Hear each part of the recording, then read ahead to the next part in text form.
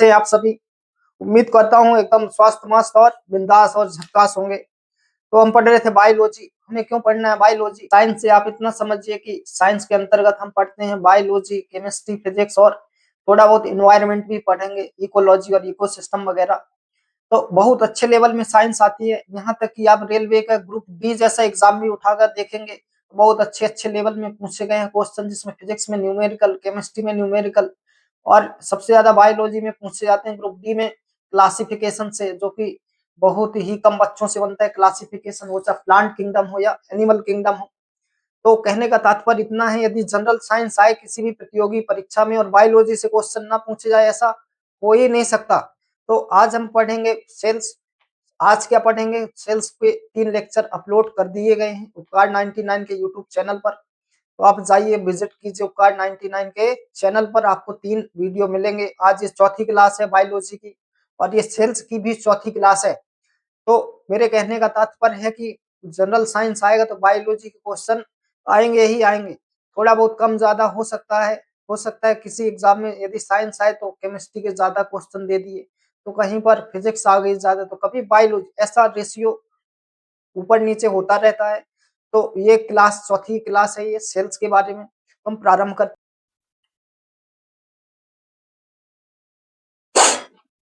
तो आप प्लांट को ऐसे समझिए, ये पादपों में पाई जाएगी, प्लांट में पाई जाएगी। और ये एनिमल सेल ऐसा नहीं है कि एनिमल जो है जानवरों में ही होगी। एनिमल से मेरा तात्पर्य है पौधों को छोड़कर, किसको? तो पादपों या प्लांट को छोड़कर जितने भी जीव होंगे वो सभी एनिमल में रखे जाएंगे। आप ऐसे मत समझिएगा कि एनिमल का मतलब जानवर होता है तो ये जानवरों की सेल है, ऐसा नहीं है। मेरा मतलब है कि जीवों को छोड़कर, किन जीवों को? तो पादपों को छोड़कर जितने भी जीव होंगे उनकी सेल से तात्पर्य है एनिमल सेल से। उम्मीद करता हूँ एनिमल सेल समझ में आया होगा। तो आप ऐसे समझिए कि इनमें कुछ सेल ऑर्गन होंगे प्लांट सेल में, तो कुछ सेल ऑर्गन एनिमल सेल में पाए जाएंगे। तो आप ऐसे समझिए, फर्स्ट हेडिंग डालिएगा या फर्स्ट आउटलाइन में वैक्यूल। आगे पढ़ेंगे बहुत डिटेल में। वैक्यूल होती है, रसधानी होती है, तो ये केवल प्लांट सेल में पाई जाएगी, जबकि वैक्यूल एनिमल सेल में अब्सेंट रहेगी। क्या होगा? एनिमल सेल में अब्सेंट रहेगी। तो यही हम बात करें सेंट्रोसोम। तो सेंट्रोसोम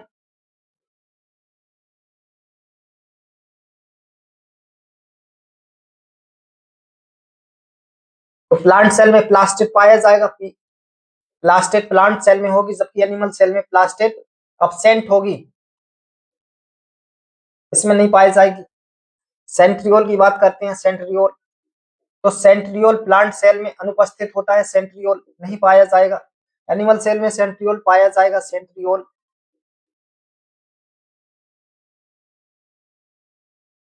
सेंट्रोसोम, सेंट्रोसोम जब प्लांट सेल में होगा तो नहीं, प्लांट सेल में नहीं पाया जाएगा, जबकि सेंट्रोसोम पाया जाएगा किसमें? एनिमल सेल में, सेंट्रोसोम। आप जब भी प्लांट सेल को देखेंगे तो प्रायः इसका आकार कैसा होगा? आयताकार होगा, आयताकार। जबकि एनिमल सेल का साइज आपको देखेगा या देखने को मिलेगा लगभग या अप्रोक्स देखें तो राउंड शेप में। कैसा होगा? राउंड शेप में या गोलाकार होगा। पूरी तरीके से गोलाकार नहीं, लेकिन गोलाकार होगा लगभग। और छठे पॉइंट में आप लिख सकते हैं केंद्रक। केंद्रक जो है सेल मेम्ब्रेन के, सेल मेम्ब्रेन, सेल मेम्ब्रेन के पास स्थित होता है, पास स्थित होता है, पास स्थित होता है। ऐसा क्यों है? तो आप ऐसे समझिए कि वैक्यूल पाई जाती है प्लांट सेल में। मान लो ये प्लांट सेल है, तो वैक्यूल का साइज जो है अन्य सेल ऑर्गन से बड़ा होता है। तो इस वैक्यूल के कारण केंद्रक बीच में ना होकर बल्कि ये कोशिका झिल्ली की ओर खिसक जाता है। तो इसलिए प्लांट सेल में केंद्रक वैक्यूल या रक्तिका के कारण ये कोशिका झिल्ली के पास पाया जाता है। जबकि एनिमल सेल में, एनिमल सेल में न्यूक्लियस, न्यूक्लियस सेंटर में होगा, सेंटर में होगा। बात करें सेल डिवीजन, तो प्लांट सेल में सेल डिवीजन होता है सेल प्लेट के जरिए, सेल प्लेट, सेल प्लेट के जरिए, सेल डिवीजन होगा, कोशिका विभाजन होगा।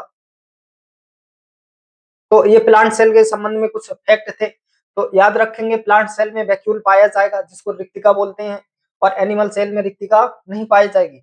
ये प्लास्टिड है, आगे पढ़ेंगे। लवक है, ये 3 तरह के होते हैं, वर्णी, अवर्णी और। तो ये प्लास्टिड है, ये प्लांट सेल में पाई जाएगी, एनिमल सेल में एब्सेंट रहेगी। वहीं सेंट्रियोल और सेंट्रोसोम ये दोनों ही सेल ऑर्गन एनिमल सेल में प्रेजेंट होंगे, जबकि प्लांट सेल में एब्सेंट होंगे।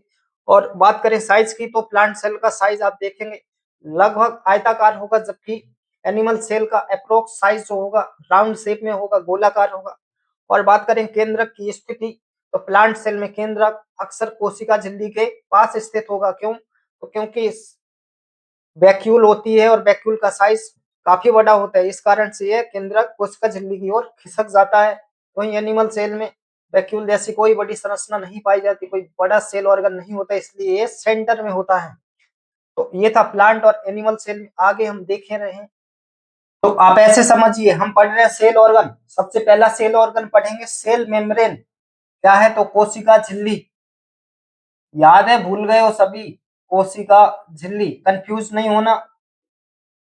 कोशिका झिल्ली, इसी को प्लाज्मा मेम्ब्रेन के नाम से भी जानते हैं, प्लाज्मा मेम्ब्रेन। तो सबसे पहले देखें कोशिका के स्ट्रक्चर में, कल मैंने आपको बताया था यदि प्लांट सेल होगी सबसे बाहरी आवरण क्या होगा प्लांट सेल का? तो सेल वॉल, जिसको आप कोशिका भित्ति बोलते हैं। यदि प्लांट सेल नहीं होगी तो सबसे बाहरी आवरण क्या होगा? तो सेल मेम्ब्रेन होगी, सेल मेम्ब्रेन। इसी को प्लाज्मा मेम्ब्रेन भी बोलते हैं। तो ये है फर्स्ट और सेल ऑर्गन है ये सेल मेम्ब्रेन। तो आज हम इसके बारे में देख रहे हैं। तो देखेंगे सबसे सामान्य जानकारी तो ये कैसी होगी? प्रत्यास्थ होगी, प्रत्यास्थ होगी। प्रत्यास्थ से क्या तात्पर्य है? तो इसमें इलास्टिसिटी होगी, फैलने का गुण पाया जाएगा इसमें। इसके अतिरिक्त ये पतली होती है, पतली होती है। और क्या होता है? तो ये अर्धपारगम होती है, अर्धपारगम। अर्धपारगम का तात्पर्य है कि कुछ पदार्थों को अपने में से जाने देगी, जबकि कुछ पदार्थों को अपने में से नहीं गुजरने देगी। तो याद रखेंगे सेल मेम्ब्रेन, ये जो शब्द है कोशिका झिल्ली शब्द किसने दिया पूछा जाए एग्जाम में? तो नागेली और क्रेमर, दो वैज्ञानिक थे, नागेली और क्रेमर। अब बात करते हैं सेल मेम्ब्रेन के आगे। तो सेल मेम्ब्रेन या कोशिका झिल्ली से संबंधित कुछ मॉडल भी हैं, कुछ मॉडल भी हैं, या आप बोल सकते हैं सिद्धांत भी हैं। सिद्धांत या मॉडल दिए गए हैं कोशिका झिल्ली की संरचना से संबंधित। कैसे? तो स्ट्रक्चर से संबंधित। तो फर्स्ट मॉडल याद रखेंगे, ज्यादा डिटेल में नहीं पढ़ेंगे। तो 1925 में आता है फर्स्ट मॉडल, पोर्टर व गेंडल का, गेंडल का मॉडल।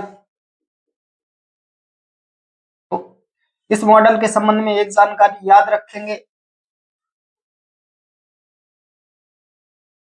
कि कोशिका झिल्ली सेल मेम्ब्रेन,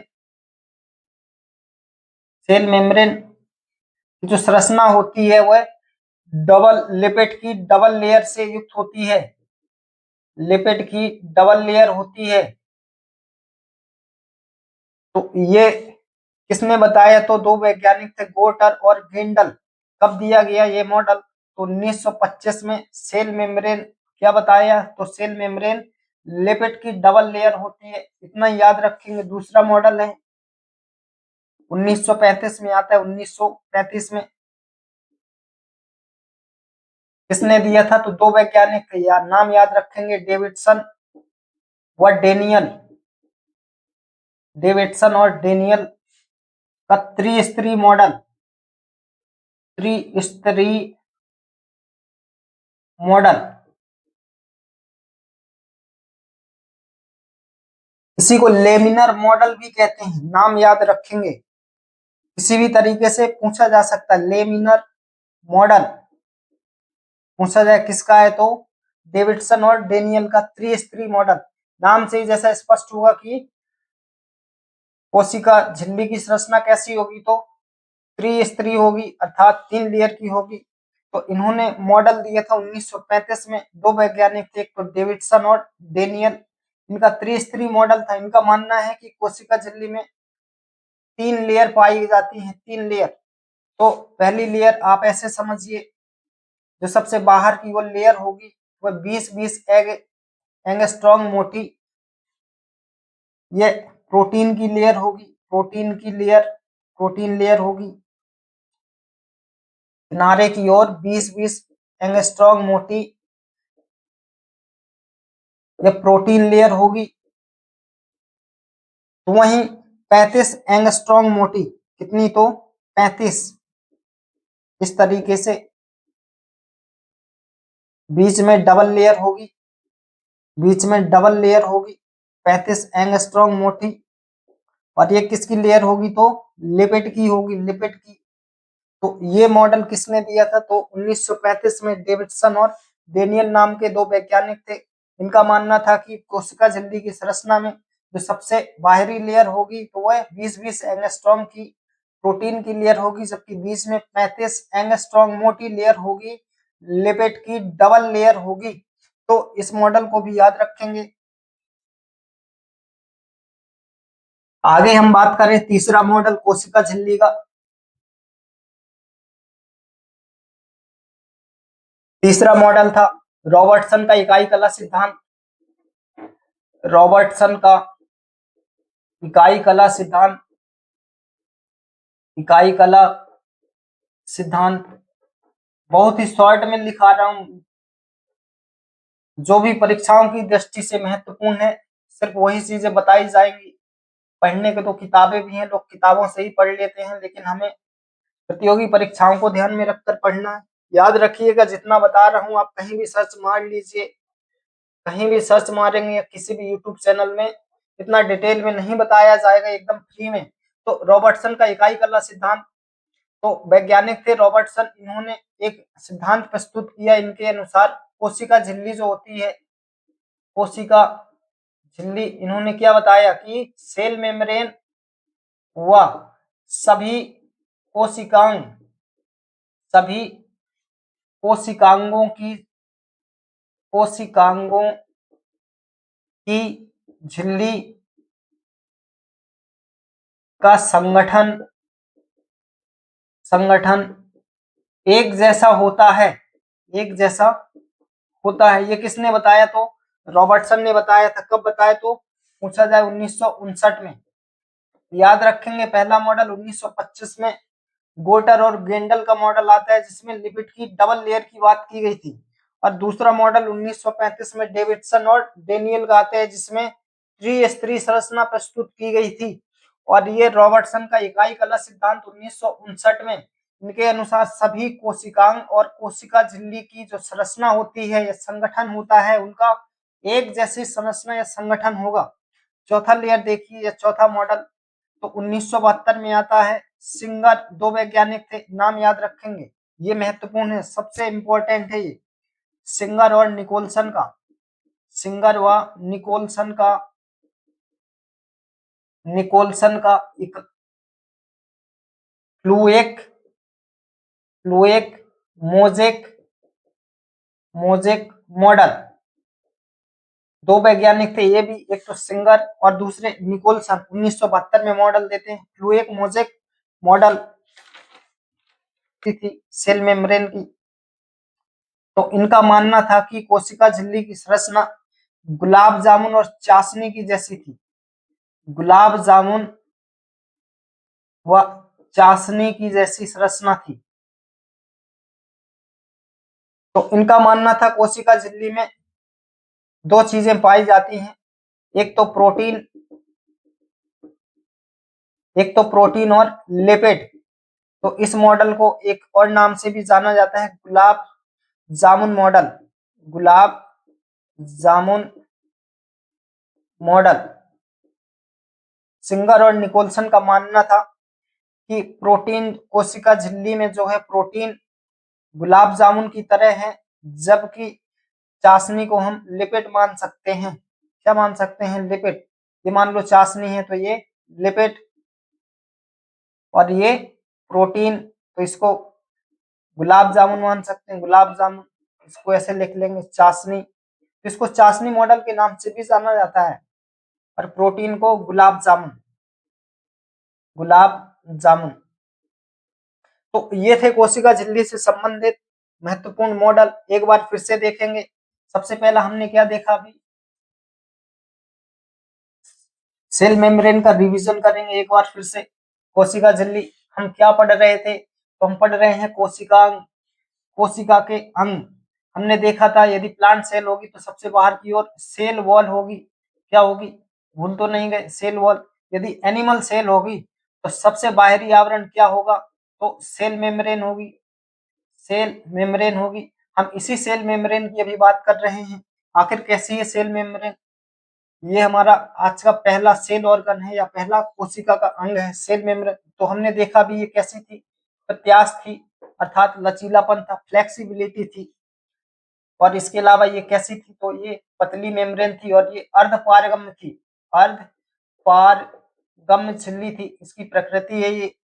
और हमने देखा कि कोशिका झिल्ली जो शब्द है ये किसने दिया था, कोशिका झिल्ली शब्द किसने दिया था, दो वैज्ञानिक थे, एक तो नागेली और दूसरे क्रेमर, याद रखेंगे।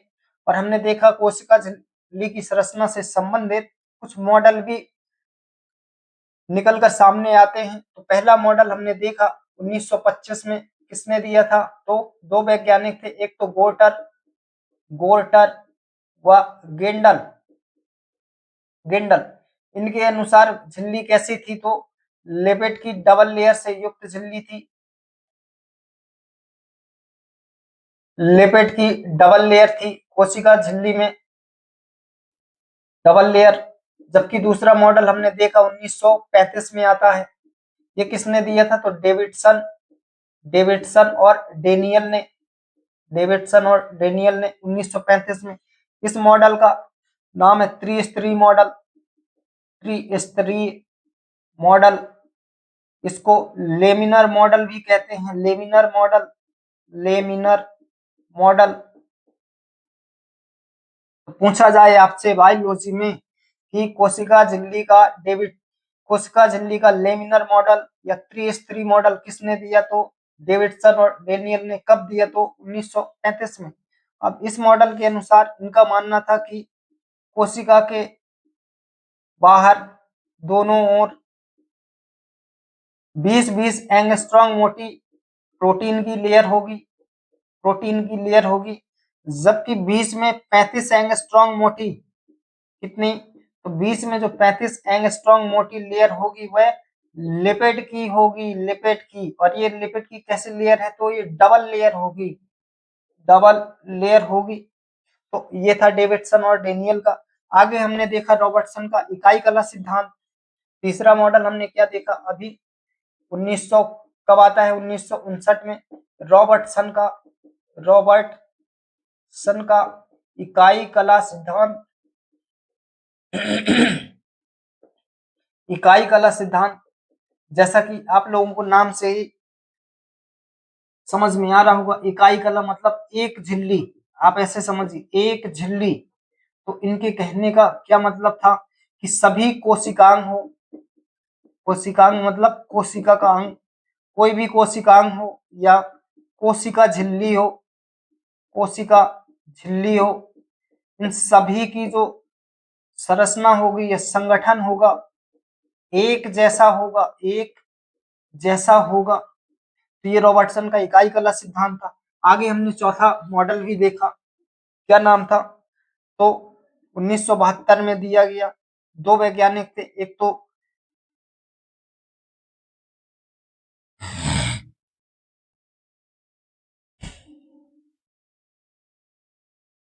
सिंगर और निकोलसन, निकोलसन, ये दो वैज्ञानिक थे। इन्होंने दिया fluid mosaic model, fluid mosaic model. इसी को गुलाब जामुन मॉडल भी कहा जाता है, गुलाब जामुन मॉडल। यह इस तरीके से दे सकता है एग्जामिनर की चाशनी मॉडल, कोशिका झिल्ली का चाशनी मॉडल बताइए तो क्या क्या होगा, तो सिंगर और निकोलसन ने दिया 1972 में। इनके अनुसार क्या था, जो कोशिका झिल्ली होती है उसमें प्रोटीन को यदि हम गुलाब जामुन समझ लें, प्रोटीन को हम गुलाब जामुन मान लें, और चाशनी को लिपिड, चाशनी क्या होगी इसमें लिपिड जैसी संरचना होगी, और प्रोटीन क्या है तो प्रोटीन गुलाब जामुन के समान है। तो ऐसी कुछ संरचना प्रस्तुत की उन्होंने 1972 में सिंगर और निकोलसन नाम के दो वैज्ञानिकों ने।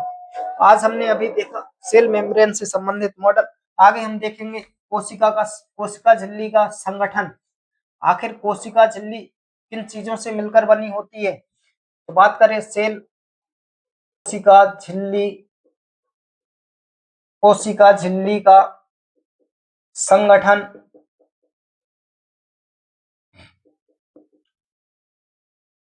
याद रखिएगा, एक एक सेल ऑर्गन को हमें बहुत डिटेल में पढ़ना होगा, क्योंकि अब बहुत ही डिटेल में पूछा जाता है। तो कोशिका झिल्ली का संगठन क्या होगा, तो हम देखें तो आपको कुछ पुस्तकों में मिलेगा, या आप ऐसे समझिए कि 20 से 40%, 20 से 40% लिपिड पाई जाएगी। लिपिड समझते हैं आप, आगे देखेंगे। और जबकि 60% इसमें 60% प्रोटीन होगी। ये डेटा एनसीईआरटी का है। एनसीईआरटी के अनुसार 20 से 40% लिपिड और 60% प्रोटीन पाई जाएगी कोशिका झिल्ली में। किसमें हम क्या पढ़ रहे हैं, तो सेल मेम्ब्रेन या कोशिका झिल्ली की संरचना को पढ़ रहे हैं। संरचना से संबंधित पहले हमने देखे कितने 4 मॉडल देखे, और ये क्या है कोशिका का संगठन। आखिर कोशिका झिल्ली का संगठन, आखिर कोशिका झिल्ली किन चीजों से मिलकर बनी होती है, तो हम देखें एनसीईआरटी के अनुसार 20 से 40% लिपिड पाई जाएगी, तो वहीं 60% प्रोटीन पाई जाएगी। जबकि आपको कुछ पुस्तकों में मिलेगा, क्या मिलेगा, तो 20 से 40% लिपिड होगी। लिखते चलिएगा साथ में, 20 से 40% लिपिड और 58 से 60% इसमें क्या होगा, तो प्रोटीन पाई जाएगी, प्रोटीन।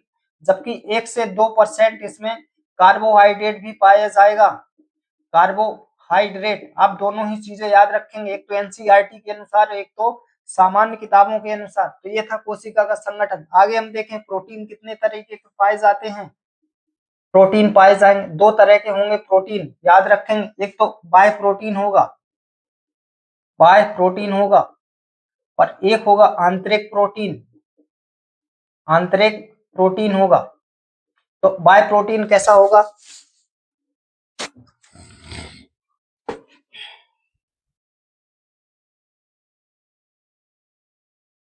घुल जाएगा, ये घुल सकता है, अस्थायी होगा। और क्या होगा, इसको झिल्ली से अलग कर सकते हैं, झिल्ली से आसानी से अलग हो सकता है, बाय प्रोटीन था। जबकि आंतरिक प्रोटीन क्या है, इसको चैनल प्रोटीन के नाम से भी जाना जाता है, चैनल प्रोटीन। और भी इसके नाम है, जैसे इंट्रिंसिक प्रोटीन, और एक नाम याद रखिएगा टनल प्रोटीन। तो ये कैसा होता है कोशिका झिल्ली का, ये अस्थायी प्रोटीन है, स्थायी प्रोटीन है, स्थायी प्रोटीन होगा। तो आप हम क्या पढ़ रहे हैं अभी, भूल तो नहीं जा रहे हैं सभी, ज्यादा लेवल में तो नहीं हो रहा है, ऊपर से तो नहीं बात जा रही है। तो हम पढ़ रहे थे कोशिका झिल्ली का संगठन। हमने देखा इसमें पाया जाता है लिपिड और प्रोटीन पाई जाती है। तो हम इसी प्रोटीन की बात कर रहे हैं अभी, कि 2 तरह की कोशिका झिल्ली में प्रोटीन पाई जाएगी। एक तो बाय प्रोटीन होगी, जो कि अस्थायी होगी, ये आसानी से घुल सकती है, और ये इसको झिल्ली से अलग भी किया जा सकता है। और जबकि आंतरिक प्रोटीन होगा, ये स्थायी होगा। और इसके कुछ और भी नाम है, जैसे चैनल प्रोटीन के नाम से भी जानेंगे, और इंट्रिंसिक प्रोटीन और टनल प्रोटीन। तो ये था प्रोटीन। आगे हम बात कर लेते हैं लिपिड के बारे में। आखिर लिपिड क्या है,